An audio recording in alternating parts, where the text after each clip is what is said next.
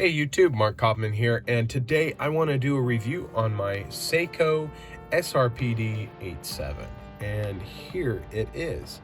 Now, this watch is actually a pretty interesting watch for a few reasons, but first I'll get this out of the way. This is not how it originally comes. It originally comes on this nice dark blue nylon strap, and I prefer either a rubber strap or a bracelet more so. And yes, I took this fresh off my wrist so I could do this review, but I prefer a rubber or a nice stainless steel strap. I actually do have this on a stainless steel strap regularly, but I decided since I'm going on a small vacation this weekend, I'm going to just put it on rubber so I can wear it at the beach. So that is how it originally comes, and I will put that strap away. Now, this watch is running on the 4R36 caliber movement, and you can just see that beautiful deep blue dial. It really is gorgeous. I think this is a fantastic watch for somebody that wants to get a nice automatic watch but doesn't want to break the bank. Now, I will be clear with you, this is actually the watch that is going to be phasing or has phased out the SKX 007, the SKX 009, the SKX, I think 173, the SKX,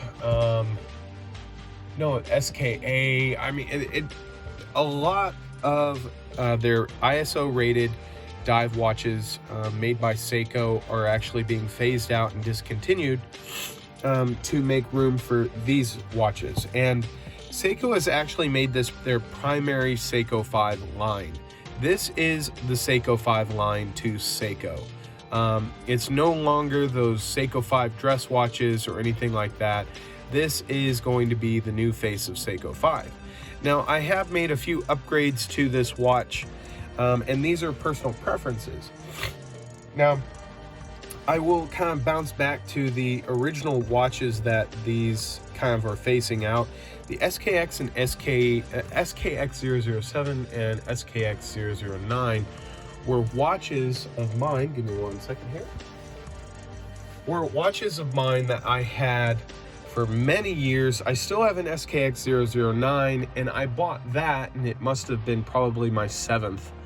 I started buying these SKX watches since I was a freshman in high school, and back then they were only, and these were 200-meter waterproof dive watches that were ISO dive rated, which is pretty incredible for a watch that at that time when I was in high school, you could buy those for $145 to $150.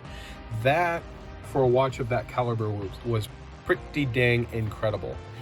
And it's unfortunate that they're discontinuing it, but they're phasing it out not only because they want to put something new out on the market, but they are phasing out the 7S26 caliber movement, which in my experience is a fantastic movement. I don't think there's anything wrong with that movement. I think it's a very robust movement, but this is basically running on the same chassis, except it is somewhat different because it can allow you to hand wind the watch, and that is a pretty neat deal. I think that is a really nice upgrade to the watch itself and allowing you to be able to do that. Now, this watch here is 100 meters water resistant, which for most people 100 meters is enough, but I would have preferred if they had kept the screw down crown and then kept the 200 but still made it the Seiko 5. I think that 200 meters would have really given this watch a little bit of a better taste in mouth to collectors. So, excuse me, the modifications that I made on this watch were mainly personal preference. The first one is here, and it is a flat sapphire crystal that is actually almost, I think it's 2.8 millimeters thick. So it comes up very early and very close to the bezel. Let me see if I can, okay. comes up very, very early to the bezel.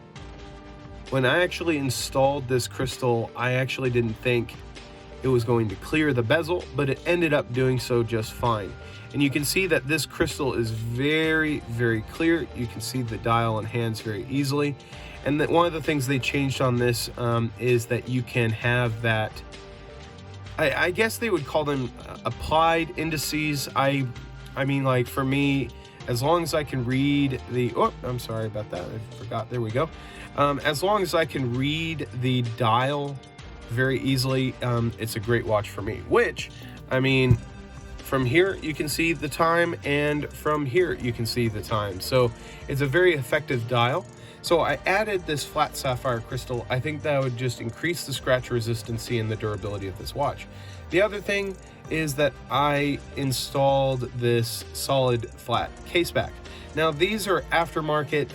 There's a bunch of manufacturers coming out of China that actually make these case backs for Seikos. They make them for a few other brands, and I just decided, you know, I want a solid case back because I know what the movement looks like. I work on these all the time, and I don't really need to see that. The other reason is because when I set my watches down, I may set them down too harshly, or I may drop it. You never know in life, and trust me, if you drop your watch and it has an exhibition case back, there we go, I'm speaking English again, exhibition case back on the back, and it drops like that on the cement, trust me, you're gonna have a very bad day, especially if it is a more expensive watch like either an Omega or a Breitling or any of those sort watches.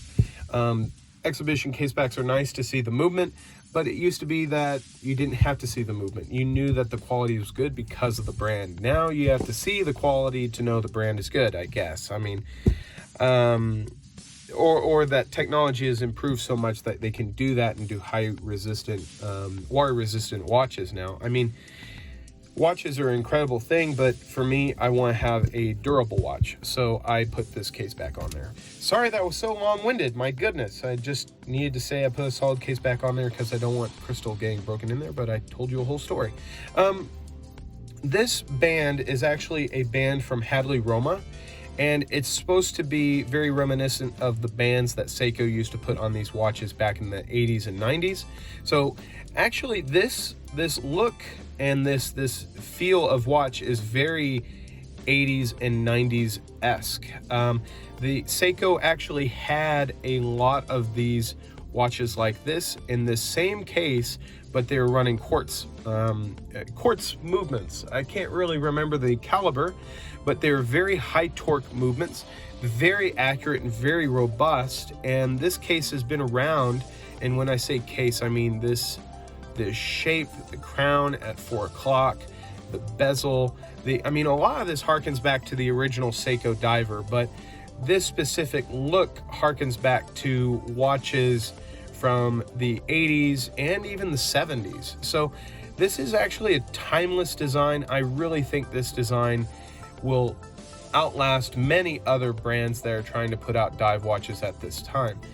The reason why I bought it, well, I was very curious about what was Seiko doing to this style of watch and how they were doing it and why. And personally, I know why they're doing it. They wanted to phase those out, probably because the gray market dealers were selling them so cheap. They were also probably a little more expensive to make compared to the cost they were selling them at. I don't know exactly why they would want to discontinue it since it had such a big cult following, but it definitely was a watch that, at least in 2021, I think is a little outdated.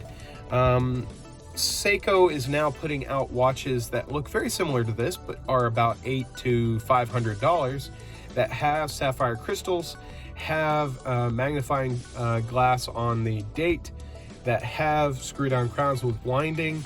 I mean, they have really come into their own on their modern divers, and I really don't think the older ones fit what they were wanting to do or how they wanted to do things regarding the brand.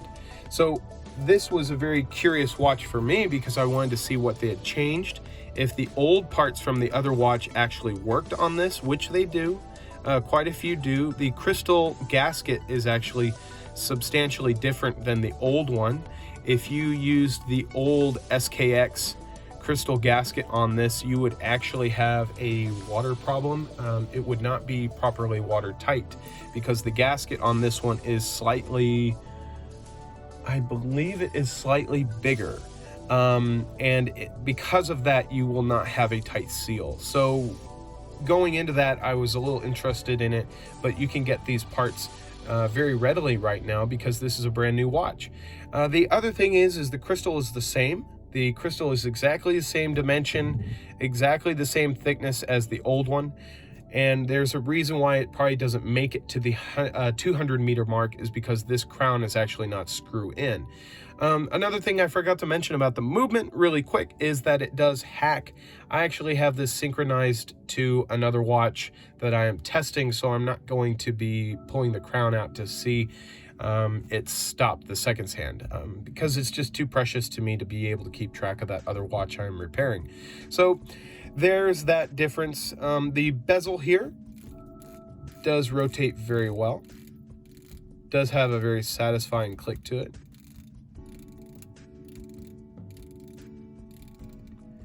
A very, I would say, spongy click, but it's still very firm.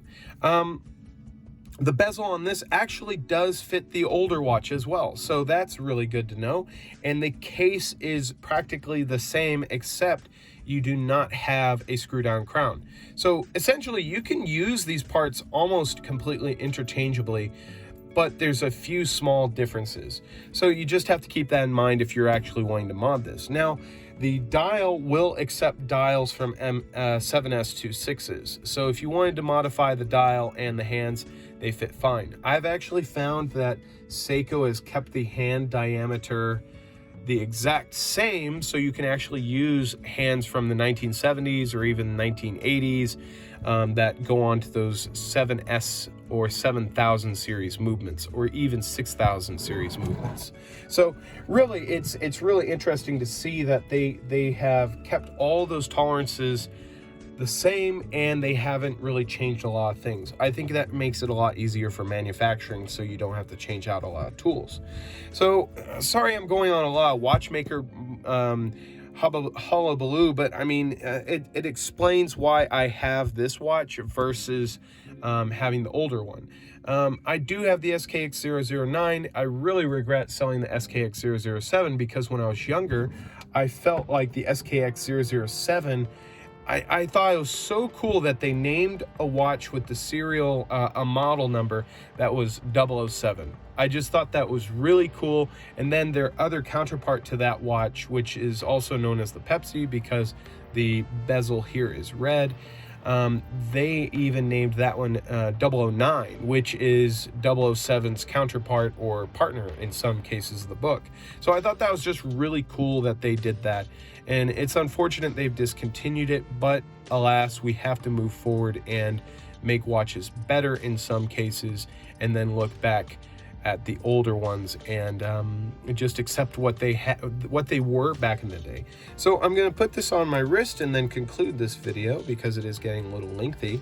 But there it is on my wrist, and this watch is actually 42 millimeters wide, so it's not going to be a absolutely huge watch, but I really think it just oozes out classic dive watch. Very, very simple, very easy to read even at this distance.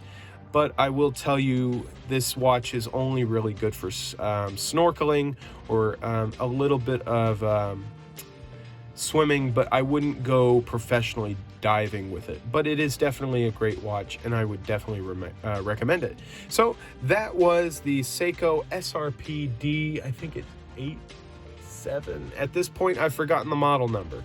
So thank you guys so much again for checking out my YouTube and checking out this video of this watch. And if you did like this video, let me know in the comments. And if you haven't already, please subscribe to my channel. I would really love to have you guys along for the ride to check out all the things I like to review and like to own. So thank you guys again, and till the next video, I will talk to you later. Bye-bye.